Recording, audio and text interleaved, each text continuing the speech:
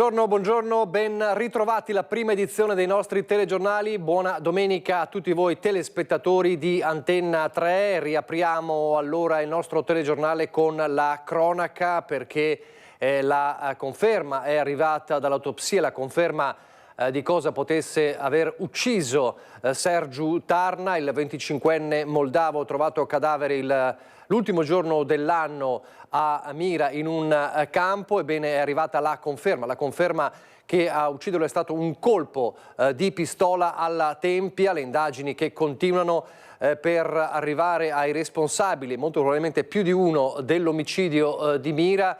E intanto il cordoglio ovviamente della famiglia. Resta un ambito, quello sul quale stanno indagando principalmente gli inquirenti, quello della droga. Un colpo secco di pistola, come un'esecuzione. Così è stato ucciso Sergiu Tarna, il barman 25enne di origine moldava, residente a Chirignago la sera del 30 dicembre, al termine del suo turno lavorativo al bar Eschina Deluxe di Mestre. Lo rivela l'esito dell'autopsia, durata diverse ore, sul corpo del ragazzo. A ucciderlo dunque non un oggetto contundente tra le ipotesi, ma il colpo di pistola così come era apparso già alle prime ore successive al ritrovamento del corpo. A giustiziarlo probabilmente più di una persona. Sergiu, che aveva finito di lavorare alle 20 e si era recato nel ristorante Sushi poco distante per accordarsi sul turno lavorativo per la sera di Capodanno, sarebbe morto dopo circa 2 ore, intorno alle 22. Il suo corpo è stato ritrovato il giorno dopo da un passante che fotografava il paesaggio tra i campi ghiacciati nel fango tra Mira e Malcontenta. Intanto i carabinieri stanno continuando ad analizzare le immagini delle diverse telecamere della zona, sia private che non, e la pista più seguita sarebbe quella del mondo della droga, movente dell'omicidio. Forse Sergiu era entrato in un giro più grande di lui. Sono ancora molte infatti le domande senza risposta. Le forze dell'ordine stanno anche esaminando i 2 cellulari del ragazzo, cercando di ricostruire gli ultimi messaggi, le chiamate e i contatti della rubrica.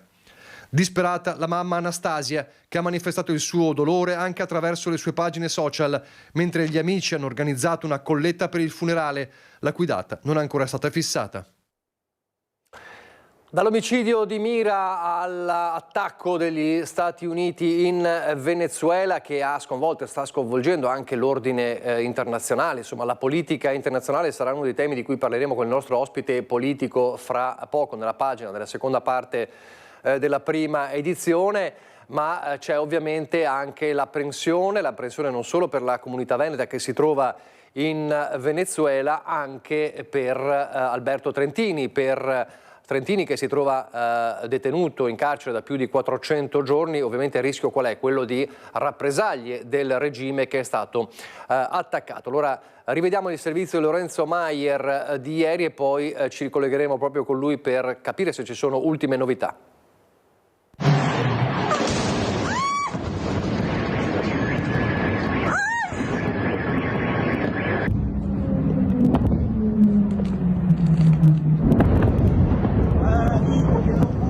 Sono le 2 di notte in Venezuela e le 7 in Italia quando una pioggia di bombe irrompe su Caracas. È il raid aereo con cui gli USA, per volere del presidente Donald Trump, sconvolgono lo scenario internazionale e mettono a segno la cattura di Nicolás Maduro e della moglie, che lo stesso Trump annuncia poi fuori dal Venezuela in volo verso New York.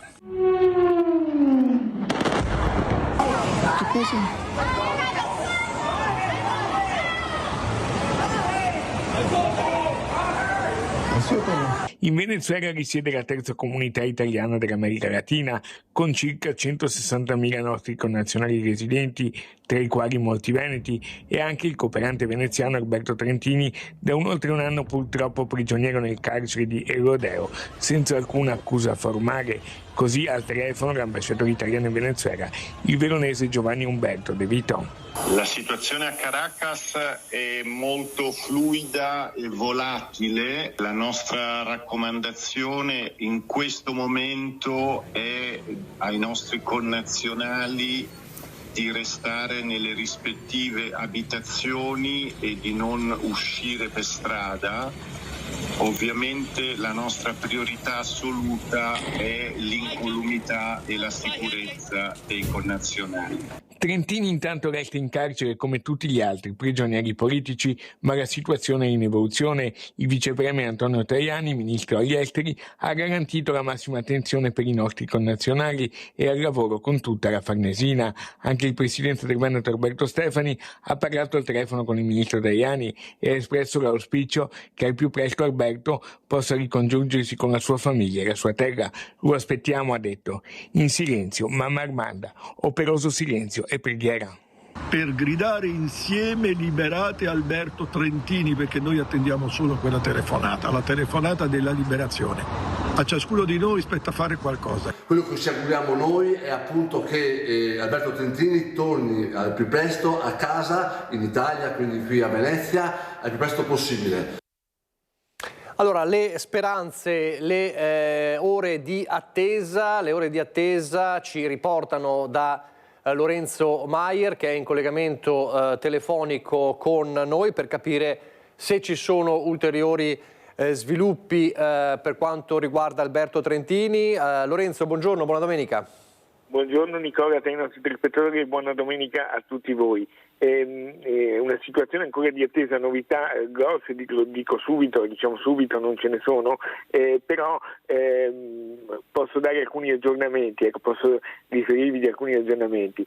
Il primo è che ieri in serata, intorno alle 20 circa, il sindaco di Venezia, Luigi Brugnaro, si è messo in contatto, o quantomeno ieri sera ha spiegato di essersi messo in contatto durante la giornata sia con la Premier Giorgia Meloni che con il ministro Tajani, e di aver ricevuto da loro rassicurazioni. Ha detto che non poteva dire molto, ma comunque ha assicurato che c'è l'impegno di tutto il governo. Ecco. Le parole di Brugnaro hanno riferito che ovviamente il clima politico, naturalmente è ovvio, è un po' cambiato, che c'è il timore di qualche colpo di coda del regime ancora, che però insomma c'è abbastanza filtrato nelle sue parole, abbastanza ottimismo, assicurando che tutto il governo è al lavoro, e ha detto appunto di aver sentito la Premier e il ministro Tajani appositamente per Trentini, come già aveva detto di essersi messo in contatto con Tajani, lo ricordiamo, anche il governatore del Veneto Alberto Stefani. Però è una situazione in evoluzione, non ci si fa grandi illusioni, ma filtra anche in certo senso una sorta di ottimismo, anche perché essendo Trump ora il punto di riferimento, è noto che ci sia un rapporto importante con la nostra Premier, quindi si aspettano passi in avanti. Intanto questa mattina abbiamo... Prego. No, vai. Questa mattina abbiamo incontrato la mamma di Alberto, la signora Armanda, con il marito Ezio a Messa, a Sant'Antonio. Tutta la comunità ha pregato, come sta facendo ormai da gennaio, quando si è saputo del suo arresto, e quindi c'è un clima sospeso, ecco, possiamo definirlo così. L'altro aggiornamento è di una venezuelana che però risiede qui al Lido di Venezia, Jasmina Barreto, che ha contatti con il Venezuela. Ovviamente non è in questo momento a Caracas, però ci ha riferito di aver anche ieri parlato con i suoi contatti, ha confermato che il carcere di Rodeo, dove si trova attualmente Alberto Trentini, non è stato minimamente intaccato dal bombardamento o comunque dall'attacco, perché sembra essere stata condotta dagli Stati Uniti un'operazione tra virgolette chirurgica, nel senso che l'attenzione anche dei caccia si è rivolta a degli obiettivi ben precisi, quindi il carcere dove è rinchiuso Alberto con gli altri detenuti non è stato intaccato, e ci ha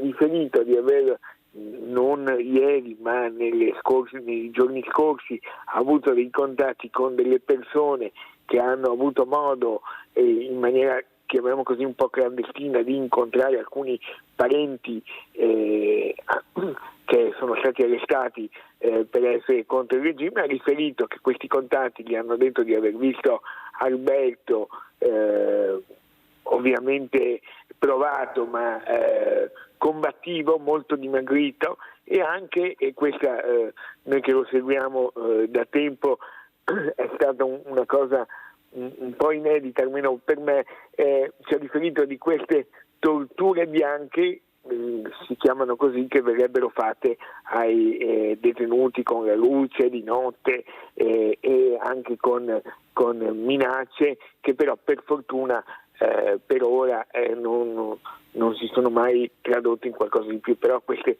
torture bianche devono essere molto provanti. Molto dure da sopportare. Quindi, chiudendo un po' la questione e tornando insomma agli scenari, c'è questo doppio fronte, perché le situazioni sono due nello stesso momento. Da una parte il rischio che ci sia una rappresaglia appunto del regime. Peraltro Trump ha sottolineato che se il regime come tale insomma cerca di resistere,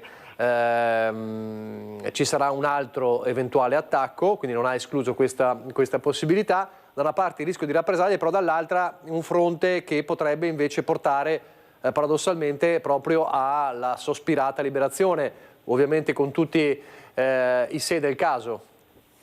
Certamente, ecco, allora, dicendola in maniera molto chiara, l'aspettativa, la speranza è che vengano aperte le porte del carcere e che tutti quelli che hanno dimostrato di essere o quantomeno sono stati arrestati in quanto dissidenti al regime. Ricordiamo che Alberto Trentini, da quanto sappiamo, non ha alcuna accusa, per cui non so neanche se possa essere considerato un oppositore del regime dei venezuelani, però ci si aspetta che si aprano le porte delle carceri immediatamente, che tutti i prigionieri vengano rilasciati e quindi che Alberto possa rientrare a casa. Ovviamente questa è un'aspettativa che immaginiamo non sia così semplice poi da concretizzare, però la speranza e l'aspettativa è quella che da un momento all'altro si possano aprire le porte delle carceri, possano essere rilasciati questi prigionieri, o almeno coloro, e tra questi sicuramente c'è Alberto, che non hanno fatto nulla di grave, tanto da meritare una detenzione. Cioè, per gli oppositori del regime, su come questa apertura e su quanto ci voglia non lo sappiamo, e probabilmente è difficile da stabilire. Su questo che il governo sta lavorando, il governo e tutti i vari attori in campo, ovviamente. Però il mondo e l'Europa sono spaccati a questo punto. Certo.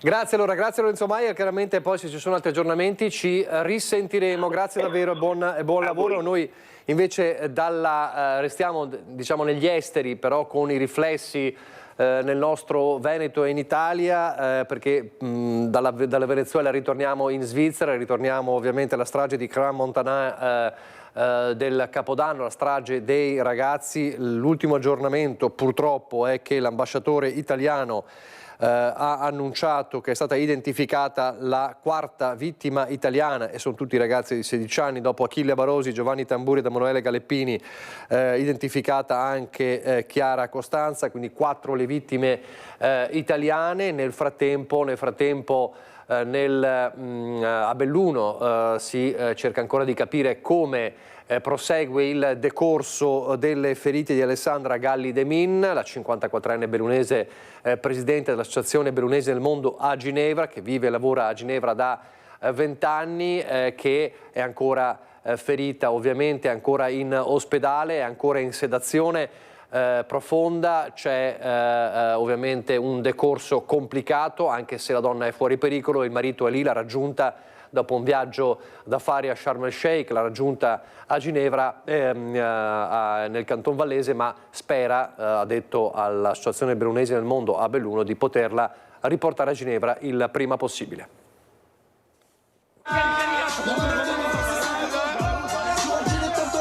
Sono giorni drammatici a Crans-Montana, non solo per le persone che hanno perso la vita, ma anche tra chi non sa e chi ancora spera. E poi ci sono i familiari delle persone ricoverate. Tra questi Alberto De Min, il marito della bellunese Alessandra Galli, l'uomo si è chiuso nel più stretto riservo, l'unico con cui tiene i contatti è il presidente dei bellunesi nel mondo. Mi ha detto che è stata operata, il decorso è molto complesso e ci vorrà tanto tempo perché le mani erano parecchio messe male e lo stesso metà del viso, poi i capelli, senza capelli, ma sono tutte cose che l'importante è che fosse fuori dal pericolo di vita e questo me lo ha confermato. Adesso sta cercando di avere l'autorizzazione dalle autorità sanitarie svizzere di trasferirla all'ospedale di Ginevra, perché loro abitano a Ginevra. Una situazione complessa, tanto che la donna è ancora tenuta in uno stato di sedazione profonda. Lei è ancora sedata, non riesce a parlare, neanche lui è riuscito a parlare con lei. Lui ha istituito un gruppo di amici di Alessandra e ti terrà aggiornati di giorno in giorno. Io ho visto poi i video, i tuoi colleghi hanno recuperato questi ragazzi che guardano il soffitto che comincia a bruciare e continuano a filmare, cioè una roba veramente, se succedeva una roba del genere in Italia chissà cosa avrebbero detto. I svizzeri sono perfetti, anzi altro che perfetti.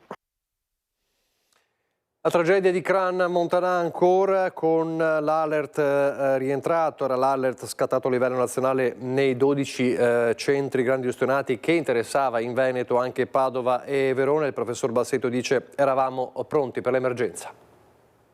Reparto specializzato nella gestione di quelli che in gergo tecnico si chiamano mass disaster, il centro grandi ustionati dell'azienda ospedale Università di Padova aveva risposto all'alert nazionale lanciato dalla Protezione Civile. Tutto rientrato, almeno per ora. I pazienti italiani, e non solo in arrivo dalla Svizzera, saranno accolti dall'ospedale Niguarda. A Padova, dopo aver dato la disponibilità per un paziente intubato, 2 in terapia subintensiva e 8 posti in chirurgia plastica, siamo ritornati alla routine.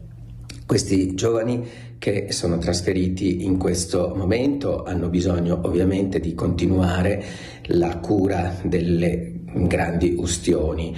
Per grandi ustioni si intendono superfici corporee superiori al 20%. Il bilancio diffuso dalle autorità elvetiche descrive i contorni della tragedia: 40 le vittime, 121 i feriti, di cui 5 non identificati, 14 gli italiani ricoverati, 8 i pazienti curati dai sanitari del Niguarda. Franco Bassetto, presidente della Società Italiana di Chirurgia Plastica, Ricostruttiva ed Estetica, ci spiega il percorso che li attende.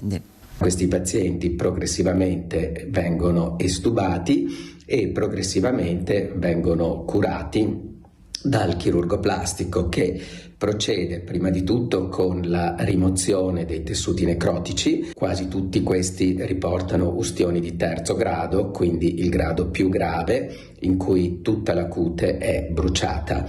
Queste ustioni rappresentano un pabulum ideale per la proliferazione batterica e quindi devono essere rimossi, e successivamente poi si partirà con la parte ricostruttiva. La chirurgia plastica rigenerativa oggi ottiene degli esiti cicatriziali molto migliori rispetto a quelli del passato, ma questi sono pazienti poi che praticamente per tutta la vita andranno incontro a correzione di esiti cicatriziali. E come era stato annunciato nei giorni scorsi, quando il mondo delle discoteche, il SILB, il sindacato dei locali da ballo, ovviamente si era stretto attorno alla comunità svizzera, alle famiglie, per quanto accaduto, aveva anche stigmatizzato ovviamente quanto stava emergendo dalle indagini sulla scarsa sicurezza dei luoghi. Ricordiamo che i gestori del locale interessato alla strage sono indagati, tra le altre cose, per omicidio colposo plurimo. Lo avevano annunciato la direzione dei locali Odissea, Anima Club e Casa di Caccia, dunque della marca trevigiana, ha condiviso con i ragazzi nel weekend con le persone in discoteca durante queste ultime serate, un momento di riflessione e di silenzio, ovviamente di vicinanza alle famiglie delle vittime. Io sono rimasto veramente sconvolto, non ho parole per descrivere tutto quello che è successo, una tragedia immane, non doveva mai succedere una cosa del genere. Purtroppo ci sono delle persone che aprono dei locali che magari non sono a norma, quello era solo uno scantinato senza una via d'uscita, c'era solo una scala da 1 metro di larghezza per andare giù e con quella scala doveva andare su e giù, quindi se succede qualcosa lì è una trappola mortale, perché quei poveri ragazzi giovanissimi avevano una vita davanti, non si meritavano certo una fine del genere. Qualcuno dovrà dare delle spiegazioni, qualcuno dovrà pagare. Oltre alla gravissima perdita di giovani vite umane, la triste circostanza porta a riflettere su quanto sia importante il ruolo di chi accompagna e protegge tutti i frequentatori dei locali che si affacciano alla vita notturna, come una preziosa esperienza sociale che vi fa anche crescere. Dovete venire a ballare senza avere problemi, senza avere nessun tipo di paura. Noi operatori del settore siamo qui per intrattenervi, per offrirvi servizi di qualità adeguati e altrettanto sicuri. È una grande responsabilità, oltre che una passione per il nostro lavoro. Ce la mettiamo tutta e ogni giorno, se c'è qualcosa che non va, noi interveniamo. Ogni giorno lavoriamo per la vostra sicurezza, perché quando venite qua dovete essere al sicuro al 100%. Chiudete gli occhi e pensate a quei poveri ragazzi e pensiamo, una cosa così non deve mai più succedere. Grazie, un momento di silenzio ve lo chiediamo. Grazie ragazzi.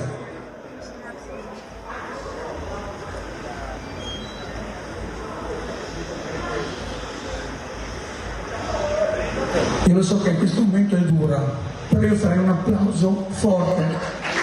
Facciamoci sentire per quel poco che possiamo fare. Ragazzi, grazie, grazie. Sentivo di farla questa cosa qua. Non possiamo far finta di niente. Non possiamo far finta di nulla. Questo dunque è il momento di riflessione e di silenzio per le vittime giovanissime di Crans Montana da parte dei locali, come ad esempio l'Anima a Spresiano.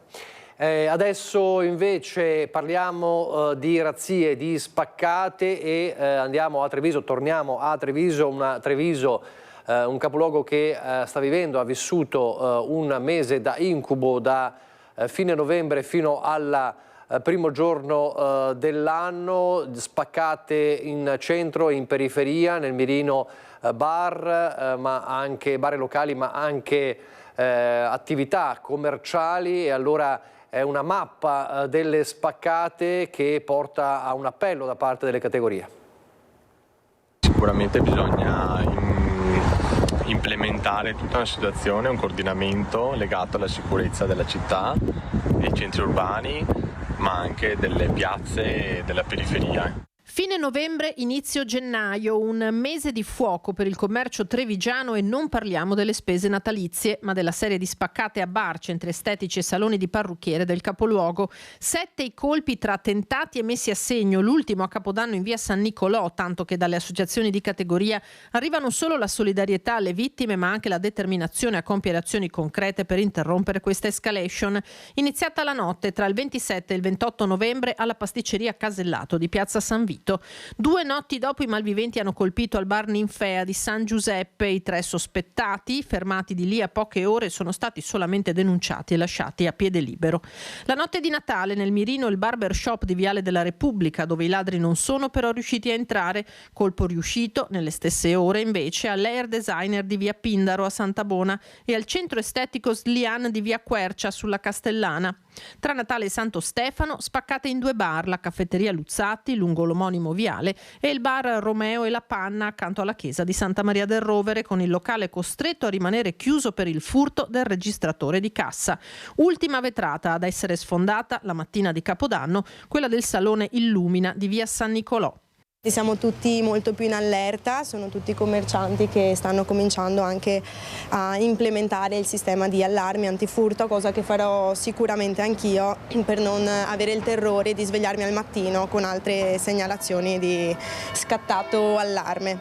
Poche centinaia di euro il bottino tra fondo cassa e mance della dipendente. Per la titolare 29enne, qui da 4 anni, una grande amarezza. Non pensavo di prenderla così male, veramente. Sarà che qua ci metto sempre tutta me stessa, quindi vedere che delle persone riescano a vanificare i tuoi sforzi e il tuo lavoro sicuramente non è piacevole, ecco. E quindi sì, non bene, ti senti comunque violata per quanto poco, perché il danno economico alla fine non è elevatissimo, però ti senti sicuramente violata. Mi sento di dare disponibilità come FIPE a tutte queste persone che oggi vivono questa situazione drammatica e che hanno la necessità di ottenere delle risposte un po' più concrete. Grandi cose nell'immediato non le possiamo fare, però è giusto e corretto impegnarsi e garantire una vicinanza tecnica magari per tutte quelle persone che vedono difficoltà nel gestire magari una richiesta scritta, tutte le procedure tecniche per l'installazione di telecamere per la sicurezza. Supporto tecnico dunque, mentre al legislatore si chiede un sostegno economico per far fronte ad assicurazioni da una parte e acquisto di dispositivi di sicurezza dall'altra. Qualcuno dovrebbe anche venirvi incontro, magari a livello di norma. Sarebbe sicuramente una bella cosa. E intanto 2 notti fa a Zero Branco il raid dei ladri in una lavanderia self-service con i malviventi, uno dei malviventi che è stato immortalato anche dalle telecamere di videosorveglianza, 4.000 euro i danni. Cappuccio in testa, sciarpa a coprire quasi integralmente il volto, in mano un piede di porco. Eccolo, immortalato dalle telecamere interne del negozio, il ladro che nella notte, intorno alle 4, è entrato in azione alla lavanderia self-service wash house di via Montepiana a Zero Branco. Insieme all'uomo, ripreso dal sistema di videosorveglianza, in azione almeno un altro paio di persone. La banda non è però riuscita a portare a termine il piano. La vigilanza privata infatti ha ricevuto la segnalazione dall'impianto di allarme e ha allertato le forze dell'ordine, che in un paio di minuti sono giunte sul posto, ma dei malviventi non c'era più traccia. Dietro di loro però hanno lasciato ingenti danni, quantificati in almeno 3-4 mila euro. Danneggiati gli infissi, le vetrate, il macchinario per l'erogazione delle tessere e delle monete. Non sono invece riusciti ad aprire la cassa. Come segnalato in un post sui social, l'attività rimarrà chiusa per permettere il ripristino di quanto danneggiato. Contemporaneamente viene lanciato un appello a chiunque abbia visto qualcosa di segnalarlo. Provvidenziale l'intervento dei vigilantes che hanno permesso di evitare conseguenze più gravi. Fondamentali, spiegano i proprietari, anche nell'allontanare spesso gruppi di baby gang che fumano, bivaccano e disturbano i clienti all'interno delle lavanderie. Dai ladri ai truffatori, ovviamente sempre più specializzati nella tecnologia e che magari carpiscono il profilo di persone note. È successo ad esempio al sindaco di Bassano, a cui hanno hackerato il profilo. Sentite. Ho avuto diverse segnalazioni da parte di alcune persone che mi seguono sui social, in quanto hanno ricevuto da un mio profilo fake dei messaggi dove proponevo degli investimenti finanziari e quant'altro, e quindi come mi hanno segnalato la cosa ho subito segnalato all'amministratore del sistema, e quindi speriamo insomma che il problema sia risolto, in quanto mi dicono che questo profilo è sparito e che non si ripeta più. Il sindaco di Bassano del Grappa non è diventato un promotore finanziario. A chiarirlo è lo stesso Nicola Finco. Il suo profilo Instagram è stato hackerato e qualcuno si è spacciato per lui. E così diversi follower hanno ricevuto questo messaggio sospetto. Ciao, di recente ho aperto un gruppo di scambio di investimenti su WhatsApp. Condividiamo quotidianamente esperienze di investimento e tendenze di mercato all'interno del gruppo, attualmente gratuito. Vuoi unirti a noi? Attenzione, il messaggio non proviene davvero dal sindaco, ma da malviventi che in qualche modo sono riusciti a impossessarsi dei dati di accesso del suo profilo social. Non solo, successivamente hanno creato un altro profilo, chiaramente falso, a nome del sindaco e identico a quello istituzionale, stessa foto profilo e descrizione, continuando a inviare questi messaggi. Sono già state avviate tutte le procedure necessarie per ripristinare l'account e bloccare la truffa. Attenzione dunque, la regola è sempre la stessa, nessuno vi chiede soldi, per cui che siano forze dell'ordine o addirittura primi cittadini, se vi chiedono soldi deve scattare il campanello d'allarme, quello è il primo campanello d'allarme sempre per quanto riguarda le truffe. Allora, adesso noi andiamo velocemente in pubblicità, si apre la seconda parte della prima edizione, avremo con noi il nostro ospite importante per parlare di politica. Rieccoci in diretta alla seconda parte della nostra prima edizione. Come vi dicevamo prima della pubblicità, è con noi e lo ringraziamo per essere con noi in questa domenica Emanuele Loperfido. Buona domenica. Buona domenica a voi e a tutti i telespettatori. Allora, lo sfrutteremo oggi nel suo doppio ruolo perché lui ovviamente è il commissario provinciale di Fratelli d'Italia in provincia di Treviso, quindi parleremo un po' anche delle sfide nella Marca trevigiana in questo 2026 per il partito di Giorgia Meloni, ma è anche un deputato, onorevole Loperfido, e fa parte della Commissione Esteri della Camera. E allora non possiamo, visto che abbiamo aperto parlando del Venezuela e delle ripercussioni, ovviamente non solo per la comunità veneta, ma anche per Alberto Trentini, un po' com'è la situazione, che cosa si dice in queste ore? Sicuramente l'operazione fatta dal governo americano era un po' nell'aria, ovvero da tanto tempo il presidente Trump aveva fatto capire al presidente Maduro che terminava la sua attività di copertura per quanto riguarda tutto ciò che aveva a che fare col narcotraffico, con anche alcune operazioni legate a una violazione perpetua, continua e anche drammatica delle libertà individuali più semplici nei confronti dei cittadini venezuelani, oppure qualcosa sarebbe accaduto. Ebbene, è accaduto e adesso il presidente Maduro dovrà rispondere di fronte alla giustizia americana per quanto riguarda le accuse che il governo americano rivolge a lui, soprattutto per quanto riguarda il narcotraffico. Ora è apparso qualcosa di anche abbastanza emblematico e simbolico. Vediamo i venezuelani festeggiare per la ritrovata libertà e ringraziare il governo americano. Poi c'è la sinistra italiana invece che si sofferma sulla questione unicamente del diritto internazionale, perché probabilmente avevano anche una certa simpatia per un presidente che si era imposto sventolando la bandiera del socialismo internazionale. Non è solo, diciamo, la sinistra, l'ONU parla di un precedente pericoloso, vale a dire una situazione come questa, stante il fatto che il regime di Maduro è un regime dittatoriale ovviamente, un'azione del genere unilaterale di invasione, di fatto di attacco, seppur, come diceva lei, preannunciata nei colloqui, tra virgolette, tra Trump e Maduro, potrebbe essere un precedente pericoloso perché si potrebbe dare il là ad altre operazioni. Cosa impedisce, cosa impedirà, si dice, alla Cina di rivalersi militarmente su Taiwan? Cosa impedirà ad altre situazioni, ad altri paesi di attaccare? Qualcuno poi va oltre e dice chi impedirà a Trump di prendersi la Groenlandia, ad esempio. Quindi si crea un precedente da questo punto di vista. Diciamo che il Palazzo Chigi con il suo comunicato ha detto, pur sostenendo che è stata un'azione legittima, l'Italia però le sue posizioni le mantiene ben salde sul fatto che non sono questi i metodi anche per instaurare una democrazia. Ma infatti è proprio così, ma è un po' anche un richiamo a quelli che sono i ruoli delle organizzazioni internazionali, perché è inevitabile non considerare che c'è una crisi del diritto internazionale.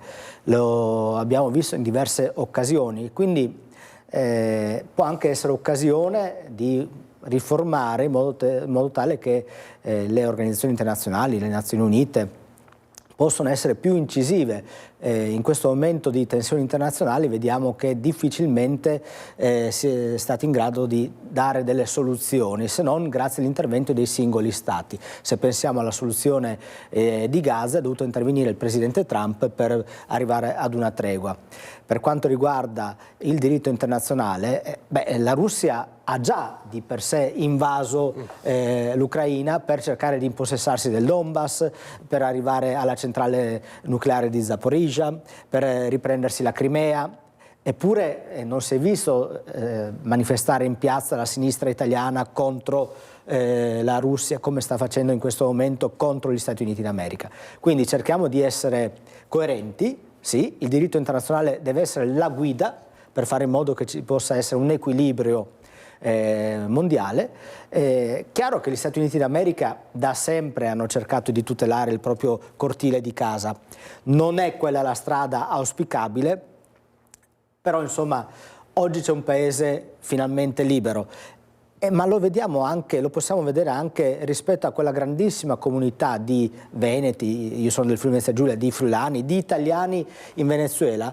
Oggi non c'è nessuno che si lamenta del fatto che è stato violato il diritto internazionale, sono tutti felici per aver acquisito la libertà, e questo appunto può dare anche magari un passaggio per riportare in libertà anche un cooperatore, come un cooperante internazionale come Alberto Trentini, che tutti quanti auspichiamo possa tornare finalmente libero e in Italia. Ecco, se ne parlava prima con il nostro Lorenzo Maier, che sta seguendo la vicenda.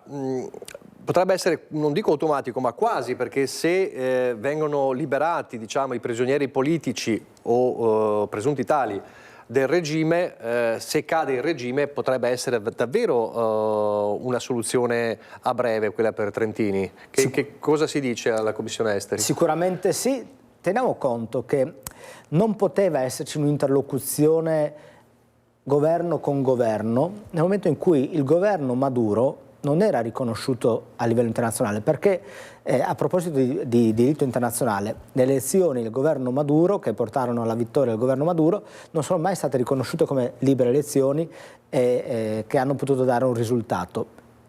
C'era un impostore al governo, noi non potevamo dialogare con un impostore, perché voleva dire riconoscere come autorevole l'impostore.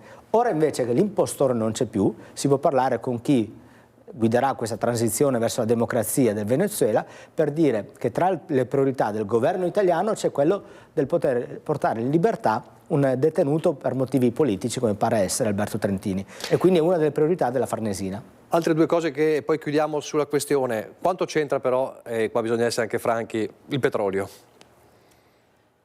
Come dicevo prima, le risorse naturali dei paesi sono importanti. E quindi nel momento in cui si sofferma sul fatto che gli Stati Uniti d'America hanno fatto questa operazione per il petrolio, non possiamo non mettere sullo stesso piano che l'Europa ha una guerra in casa perché la Russia si vuole impossessare delle terre rare e dell'energia nucleare dell'Ucraina. Allo stesso modo ci sono altri stati che hanno provato ad imporre la loro legge. La Francia è andata a bombardare la Libia, causando i problemi che oggi noi tutt'oggi stiamo vivendo sulle nostre coste. Quindi io capisco che da certe parti ci sia un anti-americanismo che sia la bandiera da sventolare ad ogni piè sospinto, però dobbiamo essere coerenti. Il diritto internazionale vale per tutti, quindi vale contro la Russia, vale quella volta che la Francia è andata a bombardare la Libia, come deve valere anche per gli Stati Uniti d'America. È ovvio che per cercare di utilizzare le risorse, le terre rare che ci sono nei paesi limitrofi, la cosa da fare è una cooperazione internazionale, come sta facendo l'Italia con il Piano Mattei. Piano Mattei che è per cooperazione e sviluppo, per un mutuo interesse dei paesi che cooperano per cercare di utilizzare queste risorse. L'ultima cosa, e ripeto diciamo, lo scenario iniziale, tornando a quel pericolo di precedente, cosa impedirà ad altri stati di comportarsi così se non c'è una reazione? Il fatto che le organizzazioni internazionali diano un colpo di reni per fare in modo che il diritto internazionale venga rispettato ovunque. E questa è una cosa fondamentale perché sono troppi gli scenari che potrebbero aprirsi, se pensiamo all'Iran, se pensiamo a Taiwan, se pensiamo all'Europa stessa con non soltanto l'Ucraina ma anche paesi limitrofi confinanti con la Russia. Quindi assolutamente un colpo di reni da parte delle istituzioni che magari devono essere riformate. Se noi pensiamo che siamo alla seconda / terza Repubblica, la Francia è la quarta / quinta Repubblica, la Germania è stata riformata, non c'è motivo per cui a partire dall'Unione Europea per arrivare alle Nazioni Unite non ci possono essere delle riforme per dare maggiore incisività in questi tempi di conflitti. Allora, ci fermiamo nuovamente per la pubblicità, lo dico anche ai nostri, alla nostra regia, così poi andiamo dritti senza problemi, perché cambiamo l'argomento e andiamo nella politica in senso stretto e quindi parleremo con l'Emanuele Loperfido, non deputato e membro della Commissione Esteri, ma commissario provinciale di Fratelli d'Italia a Treviso, perché proprio le provinciali sono un terreno di dibattito in questo momento. Pubblicità e poi di nuovo in diretta. Rieccoci in diretta. Allora, siamo sempre con Emanuele Loperfido, l'onorevole Loperfido, commissario provinciale di Fratelli d'Italia a Treviso. Allora, entriamo proprio sul tema delle provinciali. 2 giorni fa, sempre qui in diretta, avevamo l'omologo, il segretario provinciale della Lega, Dimitri Coin, peraltro collega alla Camera, peraltro sempre nella Commissione Esteri se non sbaglio, quindi vi vedete spesso anche al di là delle questioni locali. Si stanno vedendo e sentendo, immagino, ma ce lo dirà lui proprio in questi giorni, perché c'è da decidere una lista, c'è da decidere un candidato presidente per le elezioni provinciali. I tempi sono davvero strettissimi, si deve chiudere la settimana prossima. E Coin in queste parole che sentiamo fra pochissimo in diretta con noi parlava del nodo provinciali, ma anche in riferimento a quello che accadrà dopo, cioè le comunali, partendo però dal peso che ha la Lega per queste elezioni provinciali, sostanzialmente dicendo sarà un candidato della Lega perché i numeri lo dicono. Ma sentite cosa dice in tutto il discorso che adesso sentiamo e poi lo commentiamo insieme.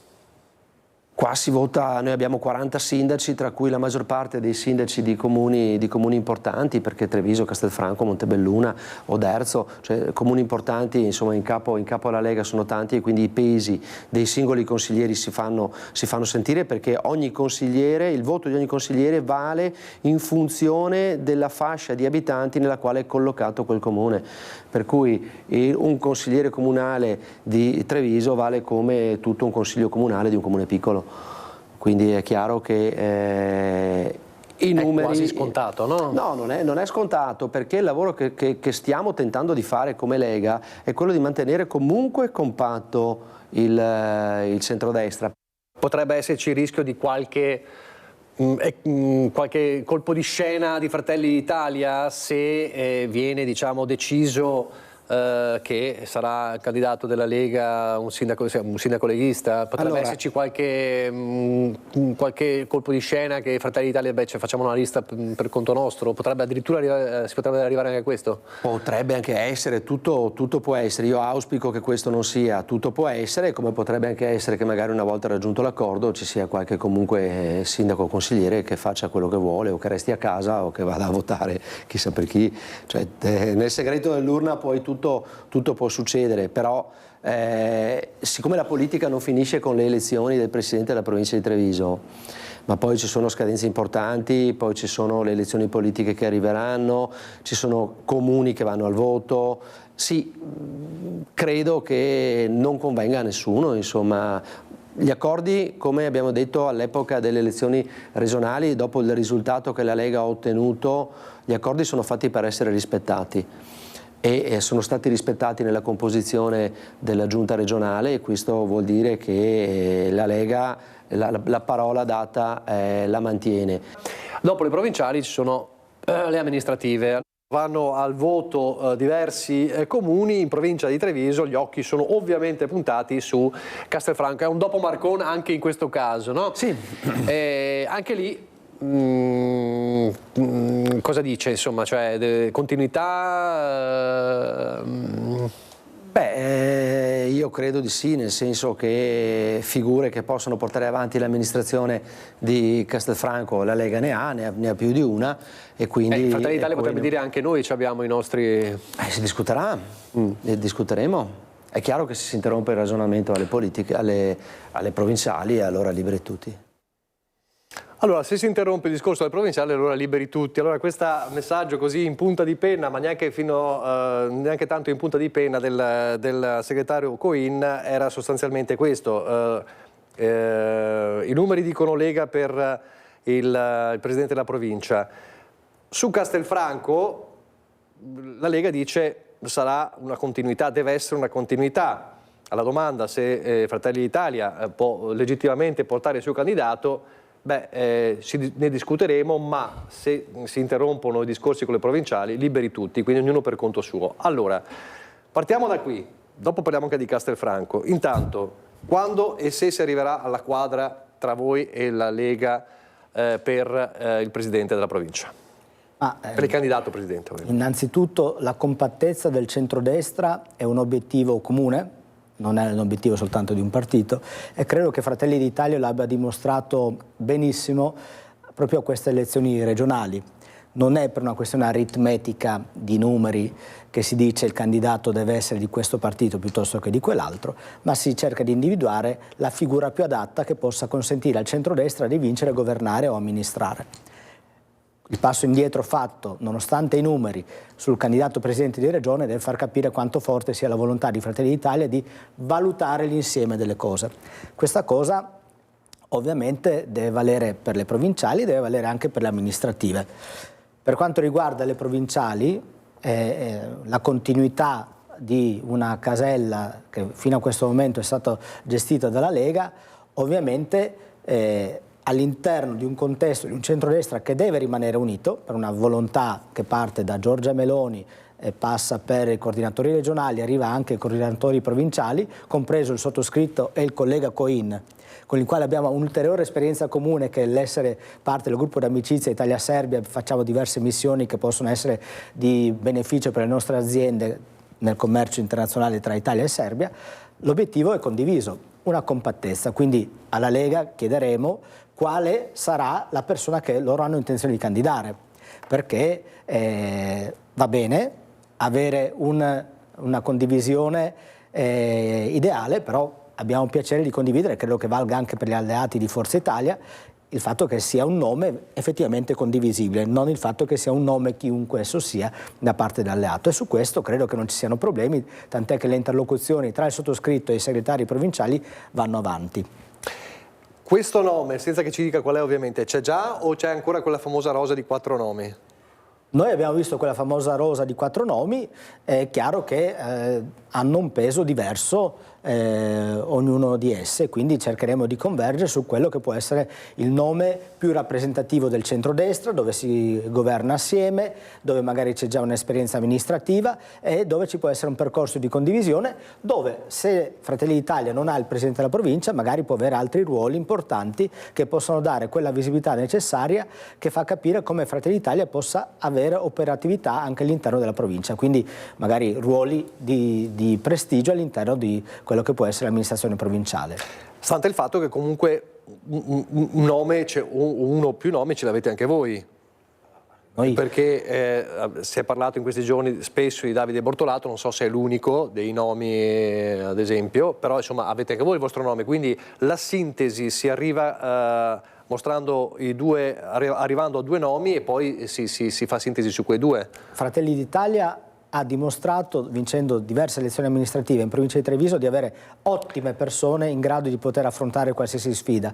Quindi nel momento in cui non si trovi un nome condiviso da parte degli alleati, noi ovviamente abbiamo una schiera di amministratori in grado di essere capaci di fare bene il Presidente della provincia, però tutto all'interno di una condivisione di obiettivi e priorità con gli alleati. Allora, si è parlato in questi giorni, lo può smentire qui, di un flirt con civici anche di aree diverse politiche. È così o non è così?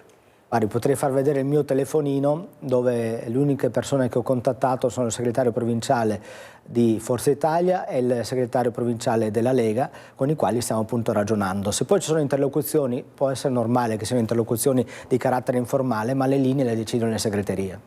Mi dà una tempistica, secondo lei, quando si arriva alla quadra?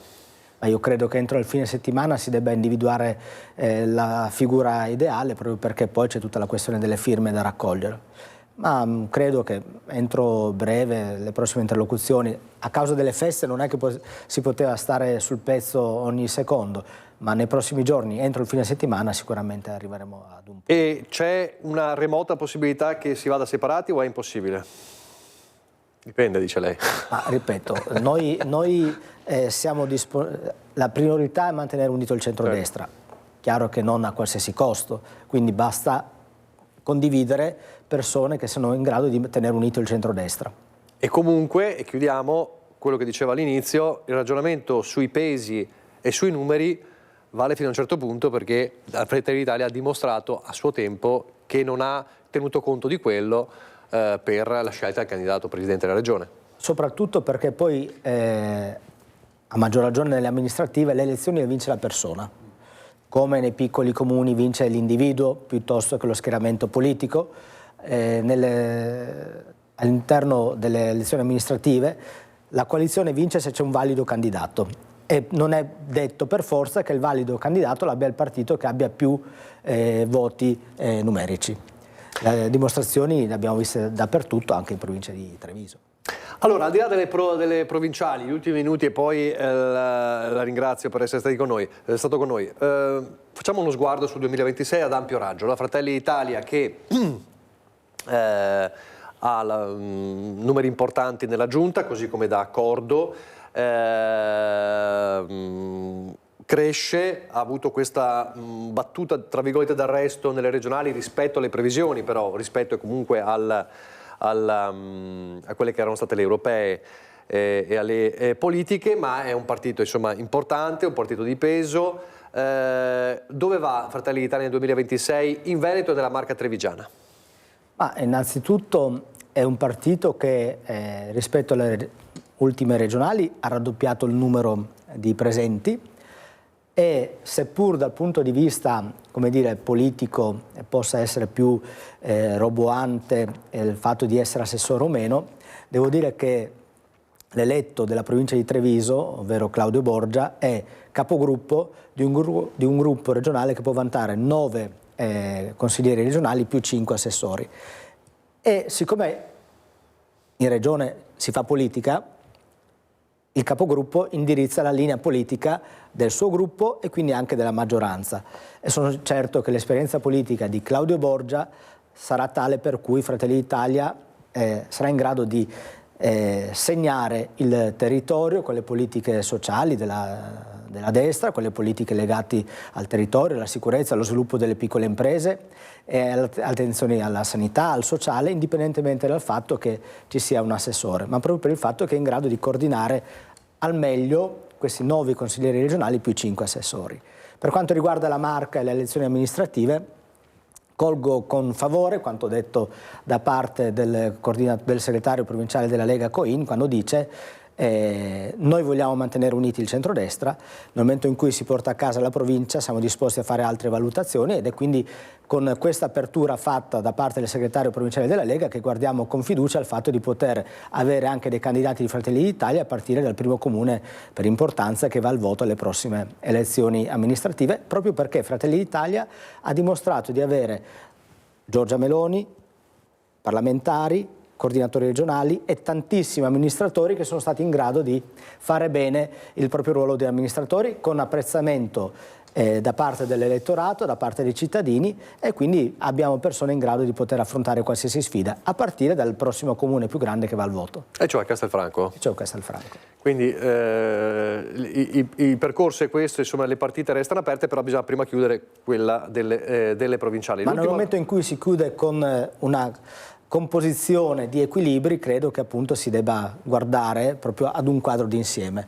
Siamo certi che sia la Lega a dover dare le carte per quanto riguarda la provincia, per il resto siamo disposti a valutare assieme, cogliendo con favore l'apertura fatta dal segretario della Lega. Mi faccia essere molto pragmatico,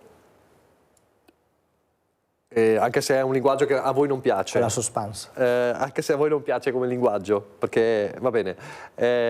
Alla Lega la provincia, ma Castelfranco tocca a noi.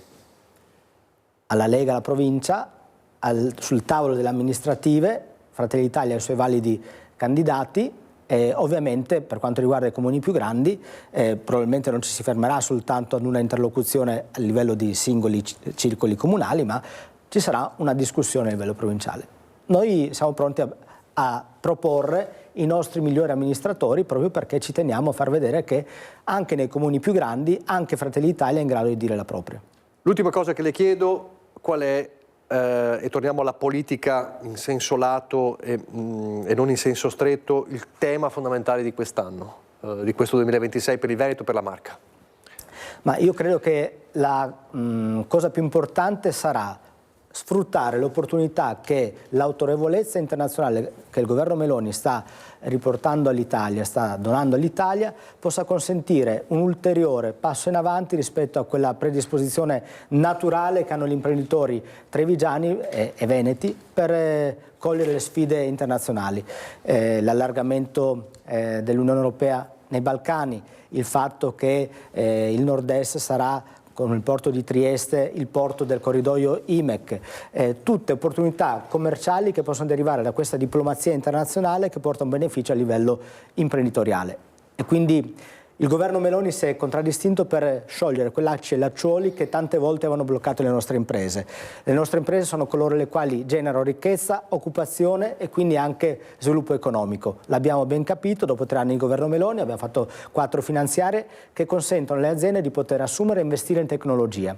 Ora vogliamo continuare ad accompagnare le nostre aziende e questa è la regione per eccellenza che tra il commercio, l'imprenditorialità ed il turismo può beneficiare di questi buoni rapporti internazionali che l'Italia sta avendo per regalare maggiori soddisfazioni alle nostre aziende e quindi un'ulteriore crescita dal punto di vista economico che noi siamo in grado poi di poter redistribuire anche nella nostra regione.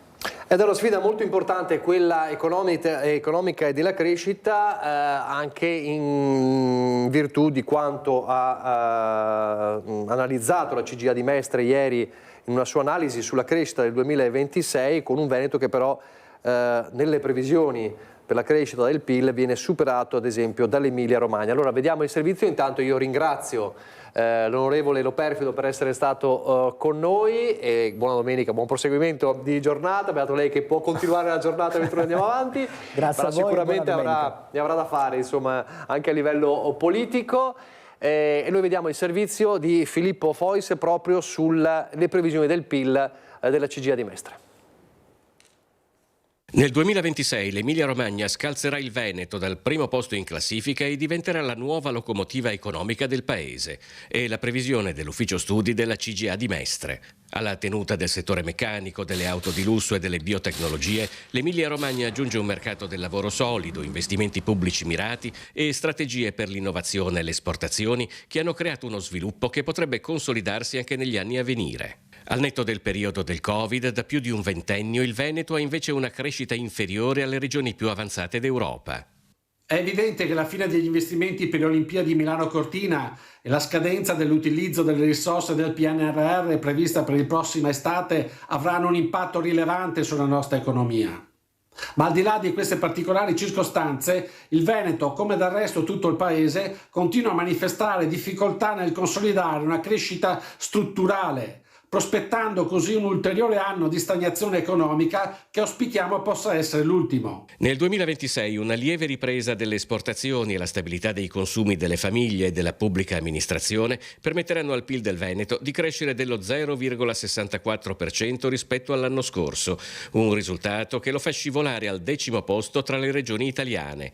Al nord cresceranno di meno solo il Trentino Alto Adige e la Liguria. Dopo il più 0,86% sul 2025 dell'Emilia Romagna, arrivano il Lazio, il Piemonte, la Lombardia e il Friuli Venezia Giulia. Il problema non è tanto la ciclicità congiunturale, quanto l'assenza di fattori endogeni capaci di sostenere nel tempo l'espansione del PIL regionale. Al netto degli anni del Covid, infatti, da oltre 20 la crescita anche del Veneto rimane sistematicamente inferiore alla media europea. Per questo urge una seria riforma sia fiscale che burocratica. Intanto i settori economici, gli artigiani soprattutto, sono alle prese con i rincari di questo 2026. Se pensiamo che il carburante andrà a incidere per circa il 3%, l'1,5% il costo dei pedaggi autostradali e ho sentito parlare anche di un aumento della responsabilità civile auto delle assicurazioni, circa un altro 1-1,5%, se facciamo una somma circa il 6% in un giorno solo, mi sembra che non iniziamo bene l'anno. Il 2026 si è aperto all'insegna dei rincari, dalle accise sui diesel con un pieno di gasolio da 50 litri che costerà 2,47 euro in più ai pedaggi autostradali. Aumenti che preoccupano i cittadini, così come i lavoratori, ad iniziare dagli artigiani che temono pesanti ricadute sulle loro attività. Abbiamo un aumento di 4,05 centesimi e quindi ogni pieno di carburante che servirà per gli automezzi dei nostri autotrasportatori andrà a incidere quindi con maggiori costi. E poi questi costi qua andranno comunque ad influire anche sul costo delle merci trasportate. Un effetto a catena che coinvolge i prodotti finali e quindi il costo del paniere per i cittadini. E uno dei primi prezzi, uno dei primi aumenti che vedremo aumentare sicuramente sarà quello delle verdure, ad esempio, della frutta e della verdura. Stesso effetto a causa dei rincari dei pedaggi autostradali, ma se non si può evitare il pieno di carburante si possono cercare alternative alle autostrade con un aumento però delle ore di viaggio e quindi un incremento dei costi degli autotrasportatori. Ad esempio i padronocini si devono sacrificare, partire presto la mattina per risparmiare sull'autostrada. Bisogna intervenire a livello nazionale, evidenzia Fabris. Bisognerà sentire con la nostra Confartigianato a livello nazionale di portare a conoscenza, cioè lo conoscono già, però cercare di fare qualcosa per bloccare queste accise.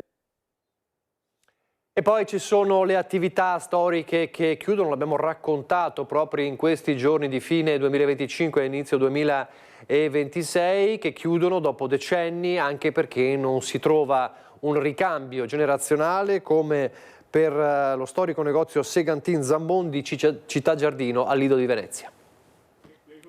Una bella avventura iniziata il 13 maggio del 1982 e portata avanti per oltre 42 anni con passione ed intelligenza. Dal 1 gennaio ha chiuso ufficialmente i battenti il negozio Segantin Zambon. Per Gianfranco Segantin e la moglie Sara Zambon, fotografi, è arrivato il momento di godersi la meritata pensione. Purtroppo però, nonostante oltre un anno di preavviso, non si è trovato nessuno disponibile a proseguire l'attività. Così il negozio in via Sandro Gallo 149 a Città Giardino, davanti alla chiesa di Sant'Antonio al Lido di Venezia, punto di riferimento per fotografie, stampe, ma anche per tecnologia e elettrodomestici, resta vuoto. Eccezionale, veramente bello, una risposta. È cresciuto con noi, noi ci siamo modificati in base anche alle esigenze.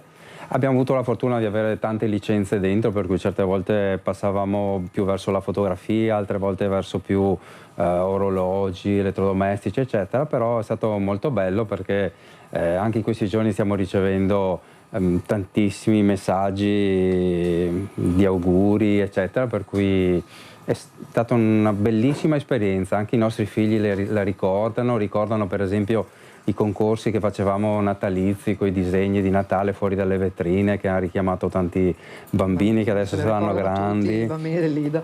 E poi tante cose, noi siamo legati effettivamente a tutti i cicli delle comunioni, delle cresime, per cui tanti ragazzi abbiamo potuto incontrare, ci hanno incontrato, è stato veramente bello. La famiglia Segantin è presente al Lido da oltre 120 anni, in negozio con Gianfranco e Sara da 26 c'è anche Alessia, preziosa dipendente. L'associazione culturale Mostra Lido ha voluto consegnare a sorpresa un piccolo riconoscimento, tanti ricordi anche con attori e star incontrati ed entrati in negozio durante la mostra del cinema. Noi abbiamo iniziato con le macchine fotografiche normali, poi per digitalizzarci anche noi abbiamo allargato le possibilità di acquisizione dei dati e anche dell'elaborazione. La fotografia, io vedo certi che dicono ma non so, la fotografia bisogna sapersi adattare e ha tanto da dire e c'è tanto da fare. Mi spaventa adesso perché per me è una cosa nuova l'intelligenza artificiale, dove molte cose che sembrano vere sono false, quindi lì non so. È difficile distinguerle.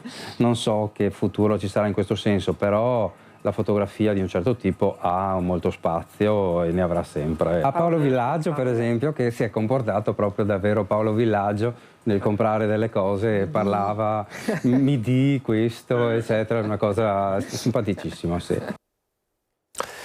A Treviso adesso per parlare del grande successo della mostra di Marco Goldin a Santa Caterina, da Picasso a Van Gogh, con numeri che sono sempre da record anche in queste festività. Sta andando veramente benissimo, andiamo verso le 50.000 presenze in un mese e mezzo soltanto, code tante durante queste vacanze di Natale a partire già dal 26 dicembre. Abbiamo avuto code anche di 1 ora e mezza e quindi insomma chi passa da qui lo vede tutti i giorni. Sta confermando le aspettative più rosee la mostra da Picasso a Van Gogh aperta a Santa Caterina a metà novembre, ma le previsioni non basta farle, si devono anche avverare, dice il Deus ex machina dell'evento culturale dell'inverno trevigiano Marco Goldin, promosso anche dai negozianti e dagli esercenti. Quando vado in giro mi vedono, sono tutti molto contenti e no, devo dire che anche l'associazione commercianti, l'ASCOM, così anche attraverso il suo presidente mi ha fatto giungere dei messaggi di vero entusiasmo e di grande felicità rispetto a quello che la mostra sta portando in città. La mostra crea dunque l'indotto sperato, i visitatori provenienti da tutta Italia e anche dall'estero arrivano in città, prenotazione alla mano, ma c'è anche chi decide all'ultimo e si mette in coda. Ormai noi stiamo stabilmente tra le 2.000 e qualcosa in più persone al giorno e credo che questo, anzi sarà così oggi, poi domani, il 5. Epifania, giorno più scarico, tutti proiettati al rientro a scuola e al lavoro dell'indomani, ma in questi giorni l'attesa, soprattutto al pomeriggio, può arrivare anche a 1 ora e mezza. Gli ingressi sono contingentati non solo per questioni di sicurezza, ma anche per consentire al pubblico di visitare l'esposizione senza ressa. Ogni tanto qualcuno dimostra insofferenza e allora interviene lo stesso Goldin. Sicuramente, insomma, in qualche occasione, magari quando le persone aspettano da tanto e perdono un po' la pazienza, così la responsabile del personale della mostra mi dice dai vai fuori tu che magari se ti vedono sono più tranquilli, insomma più o meno accade così. Il rapporto diretto con i visitatori consente d'altro canto a Goldin di raccogliere la soddisfazione più grande. L'interesse vero che hanno le persone, questo mi piace e mi piace essere stato capace di costruire in tantissimi anni, tra l'altro quest'anno saranno i 30 anni di Linea d'Ombra, di essere stato capace di costruire proprio questo amore nei confronti dell'arte anche per persone che magari non avrebbero mai pensato e questa è proprio una grande soddisfazione. Allora, come ogni domenica è il momento dei percorsi della fede. Oggi l'incontro di Lucio Zanato con padre Andrea Dall'Asta, gesuita ma anche critico d'arte, quindi in qualche modo si collega con quanto abbiamo visto per parlarci anche del come vengono dipinti, come sono stati dipinti i percorsi della fede. Subito dopo c'è ovviamente il meteo, poi l'appuntamento con Una buona giornata, la sitcom di Igor Barbazza e Davide Stefanato, poi itinerari turistici Enego a Natale e alle 16:22 il film L'altro volo della speranza di Aki Kaurismäki. Grazie, arrivederci.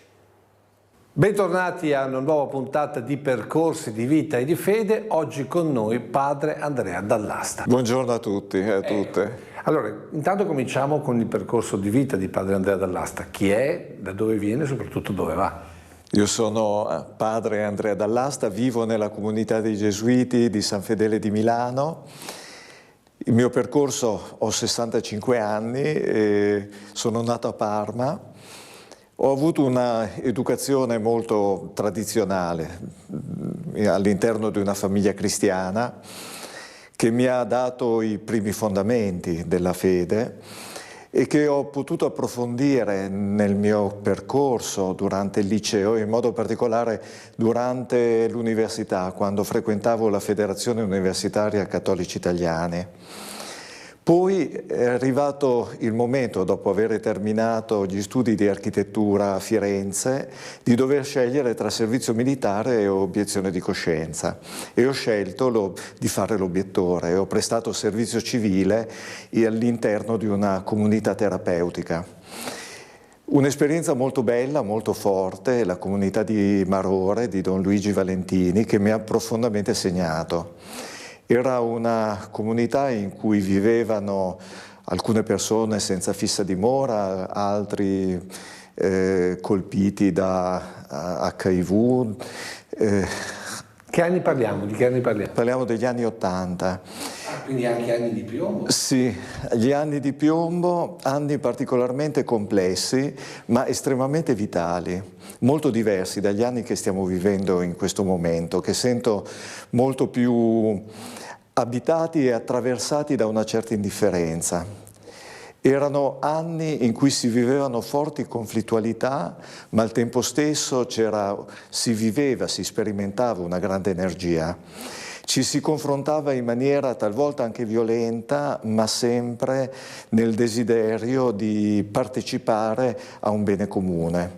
Aspetto che non sempre ritrovo oggi, sia dal punto di vista politico, ma anche da un punto di vista più del mondo giovanile lì praticamente è nata, credo, la mia vocazione. L'incontro mi colpiva molto il dolore dell'altro e il dolore degli altri. Questa comunità accoglieva anche 2 missionari saveriani, la cui vita mi aveva profondamente colpito, ed è stato a partire dalla loro esperienza di vita che mi sono interrogato: ma che cosa farò da grande?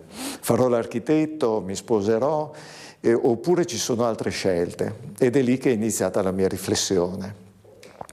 Ho iniziato a frequentare i Gesuiti, appunto la Compagnia di Gesù, e ad un certo momento, dopo un anno di insegnamento a Forlì, ho deciso di entrare in compagnia.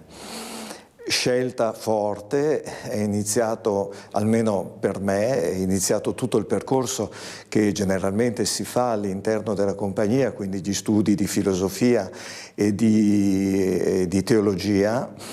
E ad un certo momento, al termine del quale la Compagnia di Gesù mi ha chiesto di andare nella comunità di San Fedele e ad occuparmi della galleria d'arte. La qualcosa mi ha molto colpito e anche favorevolmente, nel senso che attraverso gli studi di architettura, ma sin da quando ero bambino, il mondo dell'immagine, il mondo dell'arte mi aveva sempre colpito e profondamente appassionato.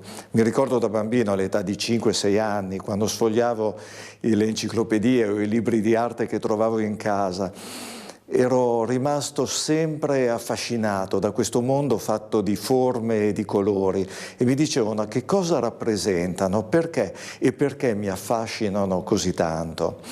È chiaro che durante tutto il percorso del liceo di architettura ho potuto approfondire questi temi, e la richiesta della Compagnia di Gesù era proprio indirizzata ad approfondire queste tematiche che avevo coltivato sin da bambino. Mi sembrava di sognare, ero molto contento e credo di aver iniziato questo percorso con grande amore e passione. Significava per me entrare nel mondo dell'arte, soprattutto contemporanea, cosa che non conoscevo molto bene perché avevo fatto studi soprattutto di arte antica, ma mi sono buttato e via. Ho iniziato a contattare artisti, a studiare arte contemporanea, le ragioni dell'arte contemporanea, cercare di capire perché l'arte contemporanea si è separata dalla fede. Oggi è molto difficile parlare di arte sacra cristiana, di arte di arte liturgica. E questo tema mi ha molto appassionato, tal punto da iniziare un vero e proprio percorso con gli artisti di oggi di arte in cui io ho potuto commissionare delle opere d'arte all'interno della chiesa di San Fedele, facendo un vero e proprio percorso con gli artisti stessi. Cosa si sente quando si intraprende una strada come quella proprio di diventare uomo di fede e testimone di fede? Io mi sentivo profondamente consolato, nel senso che ricordo quando avevo detto, tra virgolette, il mio sì, mi ricordo che ero veramente felice, e mi ricordo che mi mettevo a cantare, mi toglievo le scarpe, correvo per i prati, mi sentivo in pace con me stesso, e credo di aver sentito che il Signore mi chiedeva non una cosa contro di me, ma al contrario, una cosa per il mio bene, per le persone che mi circondavano. È un po' il talento. La parabola dei talenti mi ha sempre colpito, mi sono chiesto che cos'è il talento nella parabola. Ho sempre pensato che il talento fossero le capacità di ciascuno. Io sono bravo a far di conto, io sono bravo nelle lettere, io sono bravo a cantare. Poi a un certo punto mi sono detto no, il talento è qualcosa di diverso. Il talento è l'umanità di Dio. Il talento è riuscire a commuoversi davanti al dolore dell'altro. Il talento è quella capacità di riconoscere gli altri nella loro bellezza e riconoscerti nella tua bellezza davanti al Signore. È un concetto estremamente importante e profondo, però ci introduce al tema per cui siamo qui, cioè la bellezza e la fede nell'arte. La bellezza e la fede nell'arte. La bellezza non può, l'arte non può fare a meno di parlare di bellezza, tenendo conto però di una cosa: noi siamo abituati generalmente ad un concetto di bellezza che fa riferimento alla tradizione greco-romana. La bellezza è dettata dalle regole dell'armonia, dell'euritmia, dalle regole della proporzione, tutta la riflessione sulla sezione aurea nel mondo greco. Ma la vera bellezza è quella che ti pone all'interno di una soglia, tra finito e infinito, tra contingente ed eterno. La vera bellezza è quella che ti fa interrogare, è quella che ti interroga nelle dimensioni più profonde della vita e ti chiede perché esisto, qual è il senso più profondo dell'esistenza umana e verso dove va la mia vita. Per cui la bellezza l'intendo oggi come la capacità di concentrare, condensare un senso che interroga l'uomo di oggi e che continuerà a interrogare l'uomo di domani sulle domande fondamentali dell'uomo. Quindi la bellezza non è tanto o semplicemente un concetto di carattere estetico, ma la bellezza è una dimensione che interroga le componenti affettive originarie più profonde della tua vita. Nell'arte, l'immagine di Dio, l'immagine quindi di questa grande bellezza che permea un po' tutti noi. Come ci arriva un artista? Allora, dal punto di vista della fede cristiana non si parla a rigore tanto di arte, quanto piuttosto si parla di immagine. E credo che già le prime comunità cristiane si erano profondamente interrogate su come trasmettere l'esperienza che avevano avuto del risorto attraverso un'immagine. Noi l'abbiamo sperimentato, noi abbiamo vissuto questo incontro. Com'è possibile che trasmettere questa esperienza alle generazioni future? Per cui realizzare un'immagine significa vivere in profondità l'esperienza di un incontro con Dio, nel senso che tu, attraverso l'immagine, chiedi al Signore di trasmettere la forza, la bellezza, l'energia, quello spirito di vita che ha caratterizzato l'incontro delle prime comunità con Cristo stesso. Quindi non ci può essere arte sacra se non c'è questa ricerca personale in profondità. E credo che certamente questo incontro, ogni incontro è personale e attraverso ogni immagine l'artista immette qualche cosa della propria esperienza, della propria cultura, della propria spiritualità. E l'evoluzione dell'immagine, a mio avviso, non è nient'altro che l'evoluzione dell'uomo nel tempo, nel suo incontro col Signore, per cui noi oggi parliamo di arte bizantina, di arte medievale, parliamo di arte rinascimentale, parliamo di arte contemporanea, perché l'uomo, l'essere umano, ha sempre vissuto in maniera diversa questo incontro, ma è l'incontro con Dio, è l'incontro col divino, è l'incontro con l'infinito.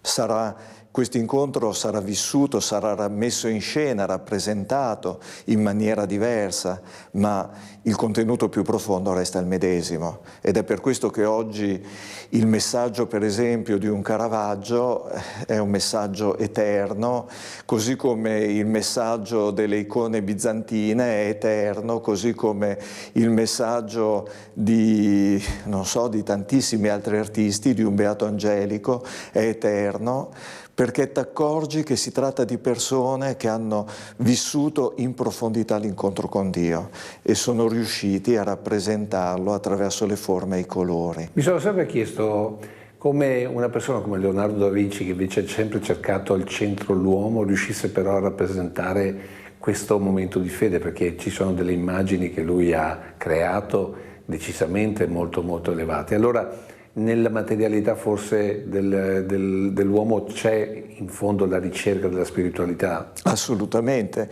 non ci può essere arte se non c'è ricerca di spiritualità, e credo che un limite di molta arte contemporanea sia dovuto al fatto che ha in qualche modo abdicato la ricerca di senso, ha abdicato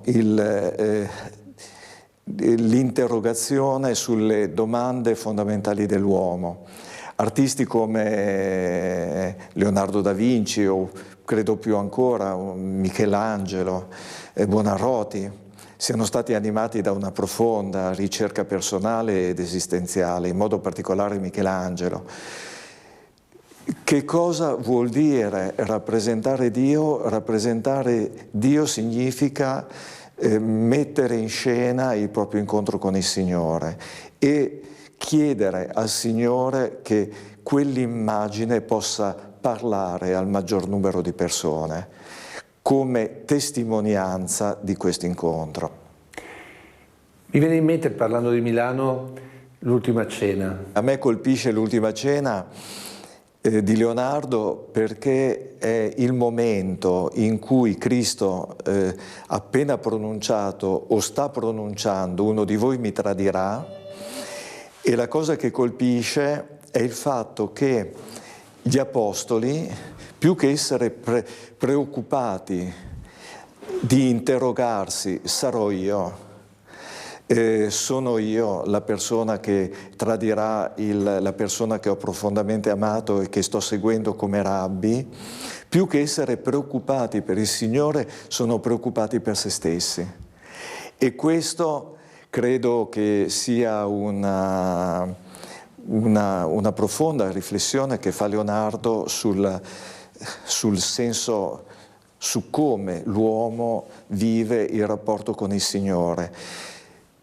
Interessante, gli apostoli sono più preoccupati per se stessi che non per il fatto che Cristo verrà tradito. E io, al posto degli apostoli, che cosa avrei fatto? Un'indicazione di un percorso visivo, una galleria, un museo, un luogo, insomma, da andare a visitare per poter fare anche, se vogliamo, un percorso di fede. Invito a tutti a visitare il San Fedele, dove cerchiamo di interpretare il Museo San Fedele non come un museo, ma come un viaggio della vita. Attraversare gli spazi di un edificio ecclesiale non significa semplicemente vedere delle belle opere o delle belle cose o dei begli oggetti, ma significa intraprendere un viaggio che è il viaggio dell'incontro tra Dio e uomo, viaggio che ti conduce verso la meta della speranza cristiana, che è la Gerusalemme celeste. Oggi è un qualche cosa di cui si parla con grande difficoltà o che si ignora molto facilmente, ma che non possiamo sottacere, perché la vita non è un'implosione di senso che si conclude con la morte. La vita è una speranza verso un gioioso ritrovarsi insieme e con il Signore. Io ringrazio Padre Andrea Dall'Asta. Grazie a lei. E a tutti voi per l'attenzione. Grazie e arrivederci a presto a Milano.